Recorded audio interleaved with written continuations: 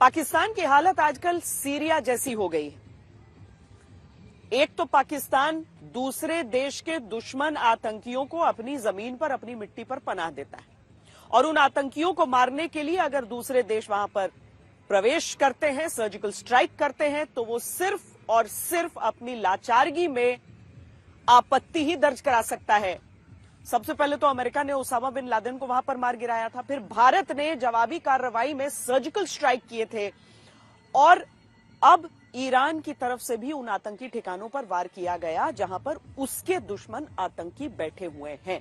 और इस सब के बीच दुनिया का इकलौता एटमी इस्लामिक देश जो है वो कुछ नहीं कर सका। गीदड़ भभकियां बहुत देता रहा है, लेकिन अब वहां की आवाम भी इस बात को समझने लगी है कि उसका एटम बम उसके लिए कोई भी मदद लेकर नहीं आएगा।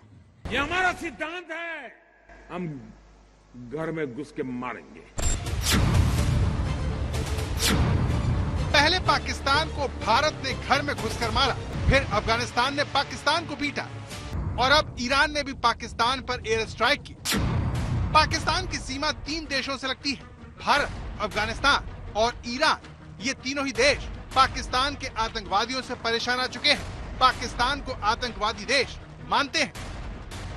आतंक को हथियार बनाने वाले, पाकिस्तान को सबक सिखाने वाले पड़ोसियों की फहरिस्त में ईरान भी जुड़ गया है, जिसने पाकिस्तान पर मिसाइल दागकर उसकी रही सही इज्जत तार-तार कर दी है। ईरान ने मंगलवार रात को मिसाइल और ड्रोन से पाकिस्तान के बलूचिस्तान में पंजगुर जिले के को-ए-सब्ज इलाके में हमला किया। उसके निशाने पर जैश अल अदल के 2 ठिकाने थे। पिछले साल 14-15 दिसंबर को सुन्नी आतंकवादी संगठन जैश अल अदल के आतंकवादियों ने 11 ईरानी पुलिसकर्मियों की हत्या कर दी थी। इस हमले के बाद ईरान ने बदला लेने की कसम खाई थी, और उसी के तहत उसने बैलिस्टिक मिसाइलों और ड्रोन्स के सटीक हमले में जैश ए अदल के हेडक्वार्टर और आतंकी ठिकानों को तबाह कर दिया। आतंक का गढ़ बन चुके पाकिस्तान में जैश अल अदल साल 2012 में बना। ये सुन्नी आतंकवादियों का संगठन है जो शिया बहुल देश ईरान के दक्षिण पूर्व सिस्तान बलूचिस्तान प्रांत में सक्रिय है। सिस्तान बलूचिस्तान को अलग देश बनाने के मकसद से जैश अल अदल ईरानी सुरक्षा बलों पर कई हमले किए। ईरान ने सोमवार रात सबसे पहले इराक और सीरिया में बमबारी की। उत्तरी इराक में इजराइल की खुफिया एजेंसी मोसाद के हेडक्वार्टर को बम से उड़ाया। इसके बाद अगले दिन ईरान की तरफ से पाकिस्तान पर कार्रवाई की गई। यानी पाकिस्तान अब दूसरा सीरिया बन गया, जहां पर करीब 20 देश इस्लामिक स्टेट पर कार्रवाई के नाम पर बम गिरा देते हैं। सीरिया में एक तरफ America, Britain, France, Germany, Norway, Netherlands, Australia, Canada, Israel है, तो रूस भी वहां पर मौजूद है। इसके अलावा ईरान, तुर्की, सऊदी अरब, बहरीन, जॉर्डन, इराक, लीबिया जैसे मुस्लिम देश भी सीरिया पर अपनी मिसाइल बम या तो गिरा चुके हैं या फिर लॉन्च कर रहे हैं। अब पाकिस्तान की भी ऐसी हालत होती जा रही है। ईरान के हाथों पिटने के बाद पाकिस्तान को कुछ समझ नहीं आ रहा। उसके पास न तो तालिबान से लड़ने की हिम्मत और न ही ईरान से बदला लेने के लिए संसाधन। लेकिन ईरान की कार्रवाई ने साबित कर दिया है कि पाकिस्तान का इस्लामिक एटम बम फुस है, क्योंकि उससे कोई नहीं डरता। आज तक ब्यूरो। पाकिस्तान की घनघोर बेइज्जती को 24 घंटे होने को है, लेकिन उसकी तरफ से कोई कार्रवाई नहीं हो पा रही। यहाँ ISPR की तरफ से ही सबसे पहला जो है वो पत्र जारी किया गया था, जिसके जरिए दुनिया को इसके बारे में पता चला, लेकिन इसके आगे वो कुछ कर नहीं सका। वो केवल और केवल अपने आका चीन की ओर देखता है। तो पाकिस्तान की तमाम धमकियां भी भारत को डरा नहीं सकी। भारत ने दुनिया को बता दिया कि पाकिस्तान ने भले ही इधर उधर से जुगाड़ करके एटम बम बना लिया, लेकिन जंग लड़ने की हिम्मत उसमें नहीं है। भारत ने पाकिस्तान की धमकी से डरने की नीति को छोड़ दिया। ये ठीक किया ना मैंने, वरना आए दिन हमारे पास न्यूक्लियर बटन है, न्यूक्लियर बटन है, यही कहते थे। हमारे अखबार वाले भी लिखते थे पाकिस्तान के पास भी न्यूक्लियर है। तो हमारे पास क्या है भाई? ये दिवाली के लिए रखा है क्या? 5 साल पहले भारत ने पाकिस्तान की जो हकीकत दुनिया को बताई, उस पर ईरान की एयर स्ट्राइक ने मोहर लगा दी है। बता दिया है कि आतंक को पालने पोसने वाले पाकिस्तान में पलटवार की हिम्मत नहीं है। कि जितना भी दावा करे पाकिस्तान की हमारे पास एयर डिफेंस सिस्टम है, और जिस प्रकार से state of the art missiles and drone Iran ने फायर किए हैं पाकिस्तान के ऊपर, और पाकिस्तान जिस प्रकार से तैयार था इसमें कोई शक नहीं कि पाकिस्तान को मालूम था कि इस तरह की कार्रवाई हो सकती है, क्योंकि लगातार ईरान जो है पाकिस्तान को कह रहा था कि आप इन तरीके के जो मिलिटेंट्स हैं उनको शरण दे रहे हैं, जो सीस्तान बलूचिस्तान में लगातार हमले कर रहे हैं। और उसके बावजूद जिस प्रकार से पाकिस्तान के इतनी मैं बता सकता हूं कि जबरदस्त नुकसान हुआ है, इसमें कोई शक नहीं है, क्योंकि ये जीपीएस फायर्ड मिसाइल जो है उनको मालूम था उन्होंने किसको टारगेट किया है। आप एक सिर्फ और 24 घंटे का इंतजार कीजिएगा, आपको पता चल जाएगा वहां से क्या असली खबर आने वाली है। क्योंकि ईरान के एयर स्ट्राइक के बाद पाकिस्तान ने कार्रवाई के नाम पर उसके राजदूत को निकाल दिया, अपने राजदूत को तेहरान से बुला लिया। ईरान की कार्रवाई को उकसाने वाली हरकत बताते हुए जनता को दिखाने के लिए कह दिया कि इसे किसी भी कीमत पर बर्दाश्त नहीं किया जाएगा।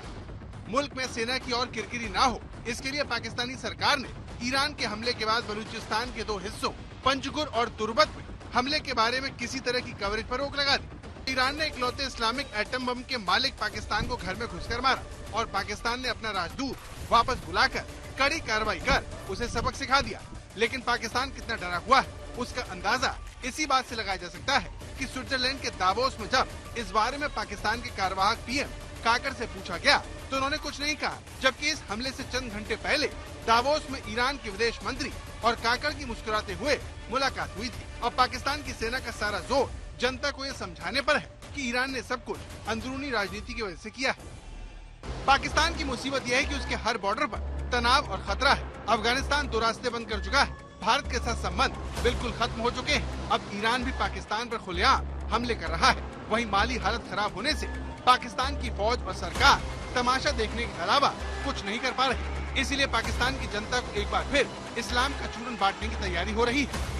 पाकिस्तान में इमरान पहले ही सेना की हालत पतली कर चुके हैं। ऐसे में ईरान की कार्रवाई जनरल आसिम मुनीर के लिए किसी बड़े झटके से कम नहीं है, क्योंकि उनके सामने अब 2 ही रास्ते बचे हैं। या तो ईरान हमलों के लिए माफी मांगे और बयान जारी करे, या फिर पाकिस्तान जवाबी कार्रवाई करे। अगर ऐसा हुआ तो फिर हालात जंग तक जा सकते हैं। दिक्कत यह है कि अफगानिस्तान भी अब पाकिस्तान पर भारी पड़ रहा है। ईरान ने भी नया मोर्चा खोल दिया है। भारत से रिश्ते वैसे ही तनावपूर्ण है। ऐसे में पाकिस्तान के लिए सभी पड़ोसियों से एक साथ लड़ना असंभव हो गया है। जानकारों को लगता है कि पाकिस्तान को इस मुसीबत से निकालने के लिए चीन आगे आ सकता है।